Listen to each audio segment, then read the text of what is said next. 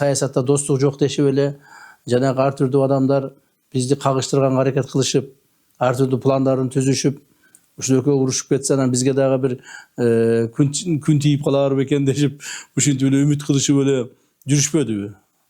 Бирок азыр деле ошо үмүт кылгандар бар. Бирок ошолордун баардыгынын үмүтү, ою таш кабат. Таш капты жана мындан ары да таш кабат. Себеби биз дагы бир жолу айтайын. Садыр Кожоевичтин бийлигине же болбосо президенттигине мен кызыгып аткан жерим жок. Ошонун Садыр Кожоевичтен алып мен бир президент болуп алайын деген оюм жок. Бизди Садыр Кожоевич экөөбүздү бул өмүрдө, бул турмушта, бул жашоодо бир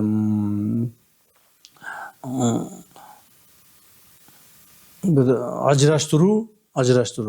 Бул өмүрдүн бүткөндүгүнүн гана себеби болушу мүмкүн да.